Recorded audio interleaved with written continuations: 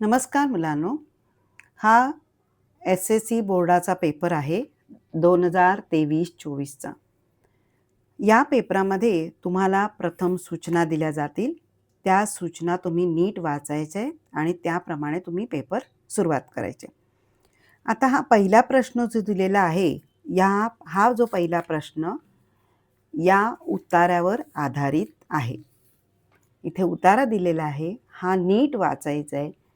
आता उत्तराचा प्रश्न जो आहे बघा, उपोषणाची बातमी चाळीत झाल्यावर कानावर येणारे वाक्य. मग ही जी वाक्य आहेत याच्यात कुठे दिसतायत वाक्य बघा, ह्या अशा प्रकारे. तर जो शेवटचा प्रश्न असतो, शेवटचं अक्षर कानावर कोणती वाक्य, तशी वाक्य या पेपरात ह्या उत्तरामध्ये शोधायचे. उत्तर याच्यातच असतं, नीट वाचून तुम्ही लिहायचं आहे. ओके. त्यानंतर कार्डावर दाखवले वजन. आता वजन हा शब्द कुठे दिसतोय बघा, वजन. ठीक आहे. म्हणजे उत्तर तुम्हाला व्यवस्थित शोधता आलं पाहिजे. बरीच मुलं उत्तर नाही म्हणून जागा सोडून देतात, तसं करायचं नाही. ठीक आहे. त्यानंतर लेखकाची आस्था वाढू गेलेले शब्द. आता आस्था शब्द हा कुठे आहे, त्याच्यानंतर तुम्हाला इथे शोधायचं आहे. आस्था कुठे, हे बघा आस्था. ठीक आहे. ह्या दोन शब्द म्हणजे उत्तर व्यवस्थित आहे, फक्त तुम्ही लिहिताना लक्ष द्यायचं. वजन कमी करण्यासाठी लेखकाने केलेले प्रयत्न तुमच्या शब्दातल्या. हे स्वमत तुम्ही हा जो उतार आहे ह्याच्यावर आधारित असतो, तो तुम्ही वाचून स्वतःच्या मनाने लिहायचा आहे. त्यानंतर दुसरा प्रश्न असेल, रेखा मावशीची कामे. आता ह्या उत्तरामध्ये रेखा मावशीत काम काय करते तर ह्याच्यातच दिलेलं आहे, भांडी घासते, लादी पुसते. हे सगळं तुम्ही याच्यातनं शोधून लिहायचं आहे. उत्तर अगदी सोपी असतात, व्यवस्थित वाचता आलं पाहिजे, व्यवस्थित वाचायचं आहे तुम्ही. आणि उगीच न वाचता तुम्ही जागा सोडता आणि मग उत्तर लिहित नाही. त्यामुळे उत्तरा वाचून उत्तर व्यवस्थितरित्या लिहायचं आहे. त्यानंतर चौकटी पूर्ण करा. आणि ह्याच्यामध्ये बघा, आता दार उघडणारा, आता पुन्हा तुम्हाला वाचायचं आहे. दार उघडणं, कोणी दार उघडलं हे तुम्ही लक्षात घ्यायचं आहे. आता इथे दार उघडायला कोण आलेला, सुमित. ठीक आहे. हे अशा प्रकारे तुम्ही उत्तरा वाचून 2-3 वेळा वाचायचं, म्हणजे तुम्हाला लक्षात येणार आहे. आणि एक गोष्ट लक्षात ठेवा, जेव्हा परीक्षेला तुम्ही जाणार त्याच्या अगोदर सगळे धडे चांगल्या प्रकारे वाचून जायचे, जेणेकरून पटकन तुम्हाला उत्तरा जेव्हा येतो तर अरे हां हे उत्तर इथे आहे, म्हणजे तुमच्या लक्षात येईल. कारण तुमचं वाचन कमी असल्यामुळे उत्तरामध्ये उत्तर शोधण्यासाठी तुम्हाला वेळ जातो. त्यामुळे नेहमी तर वाचायचं आहे, परीक्षेच्या वेळी देखील एकदा पुन्हा आपल्या डोळ्याखालनं प्रत्येक धडा व्यवस्थितरित्या वाचायचा आहे. ठीक आहे. हे समज. आणि स्वमत हे उत्तरावर आधारित असतं, त्यामुळे ते तुम्हाला लिहायचं आहे. पण स्वमत म्हणजे स्वतःचे विचार मांड. अगदी काही मुलं काय करतात, त्यातलीच ओळी घेतात आणि त्याचं लिहितात. प्रश्न वाचायचा आहे आणि त्यावर आपलं स्वमत म्हणजेच काय, स्वतःचं मत. तर तसं तुम्ही स्वतःचे विचार त्यामध्ये मांडायचे आहेत. ठीक आहे. आता अपठित गद्य, याच्यामध्ये हा बाहेरचा उतारा असतो, इथे पुस्तकातला नसतो. त्यामुळे हा उतारा व्यवस्थित वाचून तुम्ही ह्या प्रश्नांची उत्तरं लिहायची आहेत. त्यानंतर स्त्री शिक्षणाचे चांगले परिणाम. आता हा उतारा दिला याच्यावरच आधारित असतो. तो तुम्ही स्त्री शिक्षणाचे, म्हणजे स्त्री शिक्षण कोणी चालू केले, सावित्रीबाई फुले. मग त्याचा परिणाम काय झाला, कसा झाला, याच्यात दिलेलं आहे. थोडंफार तुमच्या मनाने लिहिलं तरी काही हरकत नाही. नंतर पुढे जाऊया. आता पुढे आहे पद्य विभाग. आता यासाठी देखील तुम्हाला प्रत्येक कविता वाचायची आहे. प्रत्येक कविताचा अर्थ तुम्हाला माहीत हवा, जेणेकरून तुम्ही कधी कोणती कवितेच्या ओळी आल्या तर तुम्ही पटकन उत्तरं लिहू शकता. कवीचे सर्वस्व असलेली गोष्ट, कवीचा जवळचा मित्र, हे 2 दिवस या कवितेचे प्रश्न आहेत. आणि म्हणून ही कविता नीट वाचून अर्थ व्यवस्थित समजून तुम्ही परीक्षेला द्यायचं आहे. मग आता ह्याच्यामध्ये जवळचा मित्र कोण, ह्याच्यामध्ये दिलेला आहे. जवळचा मित्र कोण आहे ह्याच्यामध्ये तुम्हाला शोधायचं, मी सांगणार नाही. नंतर कवीचे सर्वस्व असले गोष्ट, हात. ठीक आहे. आता इथे बघा कोण मित्र, मित्र हा शब्द कुठे दिलेला आहे बघा, अश्रूच मित्र. म्हणजे याचं उत्तर काय झालं, अश्रू. म्हणजे उत्तर याच्यात असतं.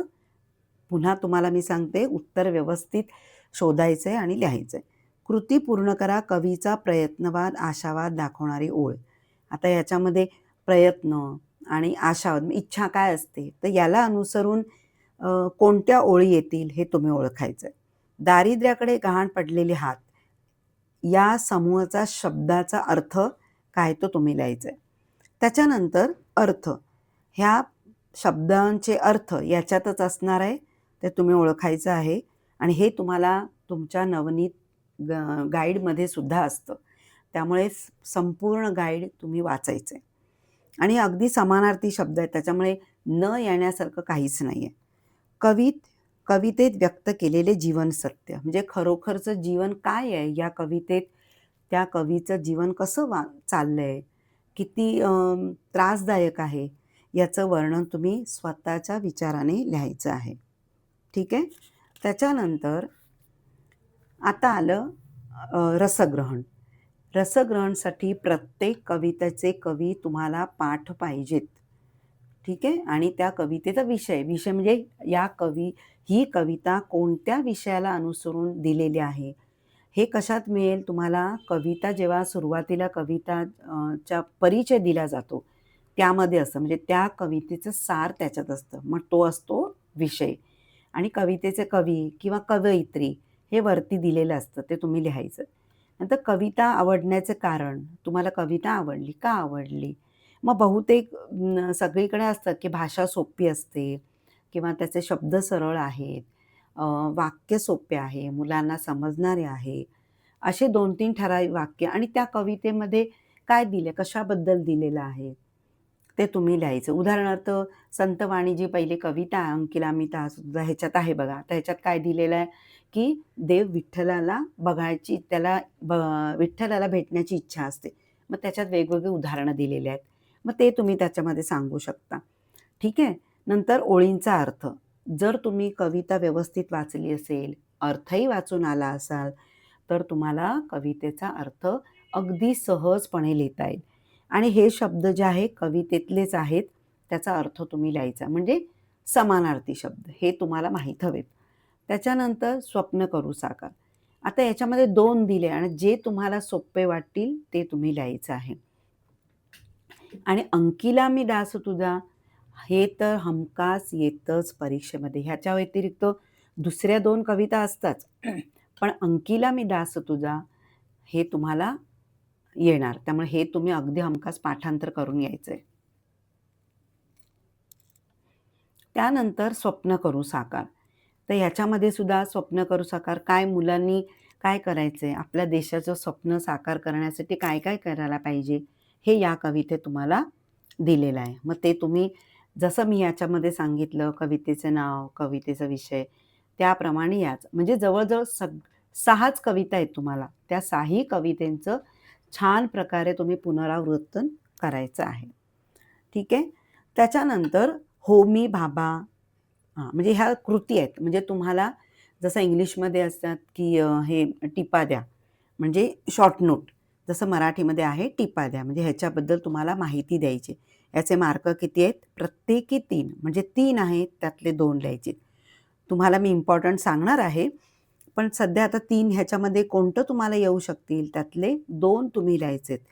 2 असे लिहा की तुम्हाला संपूर्ण येत आहे, अर्ध हे येत आहे, अर्ध हे असं नको, व्यवस्थित पूर्ण 6 मार्क आहेत, निदान तुम्हाला 4 पर्यंत तरी मार्क यायलाच हवेत. ठीक आहे. तर असं हे तुम्ही या टिपाद्यामध्ये लिहायचं आहे. त्याच्यानंतर व्याकरण. आता व्याकरणामध्ये तुम्हाला वाक्यप्रकार, हे वाक्यप्रकार बऱ्याच प्रकारचे असतात. आज्ञार्थी, उद्गारार्थी, विधानार्थी, प्रश्नार्थी, असे 4 प्रकार आहेत. तर त्यातलं हे तुम्ही वाक्य वाचायचे आणि कोणतं वाक्य आहे ते अंक, हा अक्षर, हे जे अंक आहे हे लिहून तुम्ही कोणत्या प्रकारचं वाक्य आहे ते तुम्ही तिकडे लिहायचं आहे. नंतर वाक्य रूपांतर, नकारार्थी, विधानार्थी, उद्गारार्थी, होकारार्थी, प्रश्नार्थी, असे वाक्यांचे रूपांतर करायचं आहे. मग आता इथे पण तसंच करायचं आहे, हा अंक लिहायचा आहे आणि तुम्हाला नकारार्थी करायचं आहे, मग ते डायरेक्ट तुम्ही नकारार्थी करायचं. मग नकारार्थी करताना काय असतं, विशेषण असतं, त्या विशेषणाचं तुम्ही विरुद्धार्थी करून लिहायचं आहे. उदाहरणार्थ ही कल्पना चांगली आहे, मग नकारार्थी करताना काय करायचं, ही कल्पना वाईट नाही. म्हणजेच कशी आहे? चांगली आहे. म्हणजे नकारार्थी करताना त्याचा अर्थ बदलला नाही पाहिजे. ठीक आहे? तसं विधानार्थी. विधानार्थी म्हणजे प्रश्नार्थी दिलं असेल किंवा उद्गारार्थी दिलं असेल, तर त्याचं विधानार्थी म्हणजे अगदी सिंपल सेंटेन्स, सरळ रूप करायचं त्याचं. ठीक आहे? त्याच्यानंतर अर्थ सांगून वाक्यात उपयोग करा. आता इथे 2 दिलेले आहेत, तर तुम्ही 2 तिन्ही लिहायचे. कारण कदाचित तुमचं 2 लिहिलं आणि एखादं चुकलं तर? त्याच्यासाठी तुम्ही तिन्हीही लिहायचं आहे. म्हणजे कदाचित दोन्ही बरोबर असते तर तुम्हाला ते 4 मार्क पूर्ण मिळून जाते. ठीक आहे? त्यानंतर समानार्थी शब्द, याच्यात तर काही ऑप्शन दिलेले नाही, ते सगळं लिहायचं आहे तुम्हाला. अंक हा लिहायचा आहे आणि सरळ फक्त आन्सर लिहायचं आहे. हे सगळं उतरून घ्यायची गरज नाही आहे. नंबर टाका आणि आन्सर लिहा. शब्दसमूहाबद्दल याचं पण मी तुम्हाला इम्पॉर्टन्स देणार आहे. समाजसेवा करणारा हे तुम्ही फक्त अक्षर लिहा आणि त्याचं उत्तर लिहा. वचन बदला याच्यातही तेच करायचं आहे. अचूक शब्द म्हणजे जो चुकीचा नाही. मग ह्याच्यात सगळं उतरून लिहायची गरज नाही. तुम्हाला जो योग्य वाटतो तो शब्द तिथे तुम्ही लिहायचा आहे. विरामचिन्ह याच्यामध्ये सुद्धा अंक टाका. इथे अंक दिलेले नाहीत, तुम्ही अंक टाका आणि सरळ कोणतं चिन्ह आहे त्याचं नाव लिहायचं. याच्यासाठी तुम्हाला तुमच्या डायजेस्टमध्ये किंवा तुमच्या टेक्स्टबुक्सच्या मागच्या बाजूला विरामचिन्ह दिलेले आहेत, त्यांची नावं दिलेले. तो चार्ट अत्यंत चांगल्या प्रकारे पाठांतर करायचं. म्हणजे कधी तुम्हाला युनिट टेस्ट म्हणा, सेमेस्टर कधी पण येऊ शकतो. आणि हे तुम्हाला 8वी 9वी 10वी पासून आलेलं आहे. त्यामुळे हे चिन्ह येत नाही असं होणं शक्य नाही. ठीक आहे? त्याच्यानंतर उपयोजित म्हणजे रायटिंग स्किल. आता ह्याच्यामध्ये पत्रलेखन आहे. आता पत्रामध्ये एक तुम्हाला औपचारिक आणि अनौपचारिक म्हणजे फॉर्मल, इन्फॉर्मल. फॉर्मल म्हणजे औपचारिक, इन्फॉर्मल म्हणजे अनौपचारिक. फॉर्मल म्हणजे काय की आपल्याला शाळेच्या मुख्याध्यापकांना लिहायचं आहे किंवा ऑफिसमध्ये लिहायचं आहे किंवा दवाखान्याच्या क्लर्कला द्यायचं आहे. म्हणजे कुठे म्हणजे ऑफिशियली जेवढी लेटर्स असतात ती असतात औपचारिक म्हणजेच फॉर्मल लेटर. आणि जे आईला, बाबांना किंवा आजोबांना, मित्रांना, भावाला अशी जी पत्र आहेत ती अनौपचारिक म्हणजे इन्फॉर्मल. पण आपल्याला बहुतेक मुलांना औपचारिक लिहिता चांगलं येतं म्हणजे फॉर्मल लेटर. मग ह्याच्यात 2 आहेत. त्यामुळे जर तुम्हाला फॉर्मल लेटर येतंय चांगलं, तुम्हाला कॉन्फिडन्स आहे की मी हे चांगल्या प्रकारे लिहू शकेन, तर तुम्ही फॉर्मल लेटर लिहायचं आहे. हे तुम्हाला मायना मी सांगितलेलं आहे. व्हॉट्सअप तुम्हाला यूट्यूबमध्ये माझा व्हिडिओ आहे त्याच्यात दिलेला आहे. तरी देखील तुम्ही या पत्रामध्ये पहिल्यांदा तुम्हाला मायना लिहायचा म्हणजे ज्यांना आपण पत्र लिहितो त्यांचा पत्ता वरती असतो आणि त्याच्यानंतर विषय असतो. पहिल्यांदा दिनांक, समोरच्या व्यक्तीचा पत्ता, नंतर विषय, नंतर आतनं जे कोणाला लिहायचे, कशाबद्दल लिहायचे ती माहिती आत येणार, माननीय महोदय आणि मग सुरुवात करायची आहे. आणि शेवटी तुम्हाला कोण लिहितंय म्हणजे तुम्ही स्वतः लिहिताय बरोबर. मग तुमचा म्हणजे तुमचा पत्ता येणार, तुमचा विश्वासू किंवा तुमचा आज्ञाधारक असं लिहून खाली तुमचं नाव आणि तुमचा पत्ता. जर तुमच्या प्रश्नामध्ये म्हणजे तुम्हाला जो प्रश्न दिलेला पत्रलेखन त्याच्यात जर तुमचा पत्ता तुम्हाला दिलेला असेल, आता इथे बघा दिलंय कुणाल गायत्री पिंगळे, म्हणजे या मुलीने पत्र लिहिलंय म्हणजे हिचं जर मुलगा असेल तर कुणाल पिंगळे येईल, मुलगी असेल तर गायत्री पिंगळे. आणि विद्यार्थी प्रतिनिधी शाळेचा हा पत्ता सगळ्यात खाली येईल आणि ईमेल ID. आणि वरती जो ज्याला समोरच्या व्यक्तीला आपण पत्ता लिहितो तिथे ईमेल ID दिला आहे तर लिहायचा, नाही दिला तर नाही लिहिला तरी चालेल, पण खाली ईमेल ID लिहिणं गरजेचं आहे. ठीक आहे? तर हे झालं पत्रलेखन. त्याच्यानंतर आता ह्याच्यात दिलेलं आहे की पत्रलेखन किंवा सारांश लेखन लिहा. पण तुम्हाला पत्रलेखन लिहिता येतं आणि आवड आहे त्याच्यामुळे तुम्ही पत्रलेखन लिहिलं तरी चालेल. आणि सारांश लेखनमध्ये काय असतं की आता दिलेलं आहे कोणत्या उतार्याचं सारांश लेखन लिहायचं आहे ते दिलं आहे. आता सारांश लेखन याचा अर्थ असा असतो की जो उतारा असतो तो वाचायचा आणि त्या वाचून आपल्या मनाने अगदी मोजून 4 वाक्य तुम्ही लिहायचे. उदाहरणार्थ स्त्री शिक्षणाबद्दल दिलेलं आहे. मग काही मुलं काय करतात अगदी 30 वाक्य लिहून काढतात. अ, 4 1/3 लिहायचं आहे. म्हणजे 4 1 आणि 3 4 तर 4 वाक्य लिहितात. कोणी मुलं 5 वाक्य लिहितात. अगदी त्याच उताऱ्यातले मोजून 1, 2, 3, 4, 5 झाला आमचा सारांश.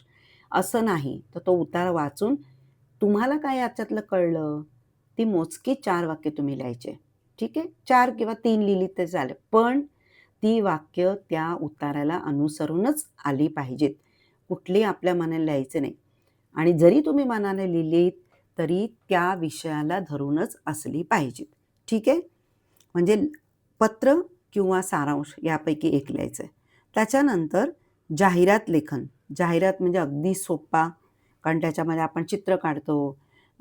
आपण बघतो इतर ठिकाणी दुकानाच्या पाट्या असतात किंवा लाईटच्या खांबाला जाहिराती लावलेल्या असतात. त्यामुळे जाहिरात लिहिणं काही तुमच्यासाठी कठीण नाही. ठीक आहे?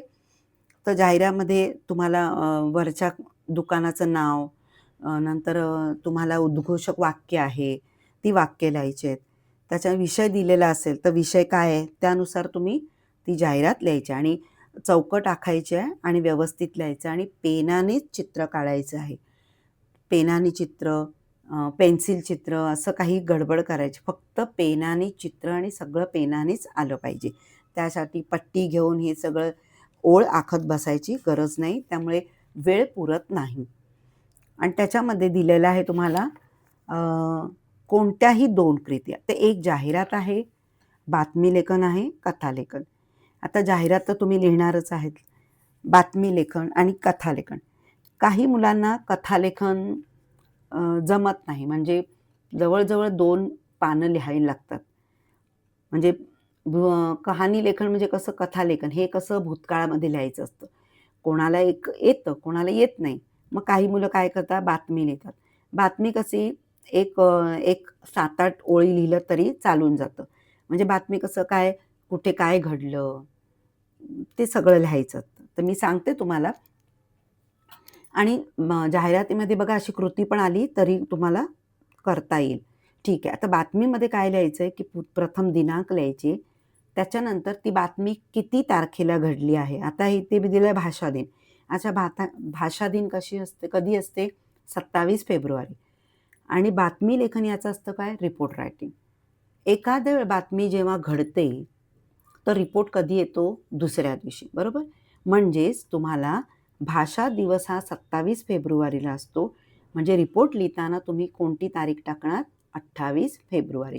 म्हणजे वरती 28 फेब्रुवारी लिहायचे आणि मग खाली तुमचा हा कार्यक्रम किती तारखेला झाला? कुठे झाला? हे झालं पहिल्या पॅरेग्राफमध्ये. दुसऱ्या पॅरेग्राफमध्ये कोण पाहुणे आले? कसं सेलिब्रेट झाला? तो लिहायचा आहे. मुलांनी काय केलं ते लिहायचं आहे. आणि तिसऱ्या पॅरेग्राफमध्ये त्याचा समारोप कसा झाला? म्हणजे शेवट कसा झाला? अशा प्रकारे हे तुम्हाला बातमी लेखन लिहायचं आहे. ठीक आहे? आणि त्याच्यानंतर कथालेखन. कथालेखन हा पास्टमध्ये असतो. एक राजा होता, हे होता, तो गेला असं. जर तुम्हाला कथालेखन जमत नसेल, तर तुम्ही बातमी लेखन लिहिलात तरी चालेल. आणि बातमी लेखन लिहायचं नसेल, तुम्हाला वाटतं की नाही ही गोष्ट मला लिहिते खूप छान येते, मग तुम्ही कथा लिहू शकता. मात्र कथेला नावही द्यावं लागतं. सुरुवातीला तुम्ही नाव लिहायचं आणि कथा झाल्यानंतर कथेमधून तुम्ही काय शिकलात, मॉरल ऑफ द स्टोरी म्हणजेच तात्पर्य, या कथेमधून आपण काय शिकलो हेही लिहावं लागतं. ठीक आहे? याला मार्क आहेत. बहुतेक 5 मार्क आहे. म्हणजे 2 लिहिलं तर 5-5 10 मार्क तुम्हाला मिळू शकतात. ठीक आहे. त्याच्यानंतर आहे निबंध लेखन. आता निबंध कल्पनात्मक असतात, प्रसंग लेखन असतात किंवा आत्मकथा. आता ह्याच्यापैकी तुम्हाला कोणताही एक लिहायचं. इथे प्रसंग लेखन आहे, आत्मकथन आहे आणि वैचारिक. वैचारिक म्हणजे तुमच्या स्वतःच्या विचाराने लिहायचं आहे. मग याच्यात तुम्ही स्वतः विचार करून लिहायचं. ह्याच्यासाठी प्रॅक्टिस करायची गरज नाही, कारण हे आयत्या वेळी लिहायचं असतं. हे तुमच्या डोक्यात यायला पाहिजे, कारण निबंधाची प्रॅक्टिस करायचीच नसते. कारण बोर्डामध्ये कोणता निबंध येईल काही सांगता येत नाही. हे तुम्हाला आयत्या वेळी लिहायचं आहे. तुम्हाला मुद्दे दिलेले असतील, त्या मुद्द्याने तुम्ही विचार करायचा आणि लिहायचं आहे. आणि पेपर लिहिताना अतिशय व्यवस्थित लिहायचं आहे. तुम्हाला मागच्या व्हिडिओमध्ये मी उत्तरपत्रिका कशी लिहायचे ते एक्सप्लेन केलेलं आहे. त्यानुसार तुम्ही पेपर लिहायचा आहे. ठीक आहे. तर हा प्रश्नपत्रिका तुम्हाला एक्सप्लेन केलेली आहे कसं लिहायचं आहे. याचा व्हिडिओ तुम्हाला आवडला असेल तर लाईक करा, शेअर करा, सबस्क्राईब करा आणि काही प्रश्न असतील तर कमेंट्स करा. Thank you.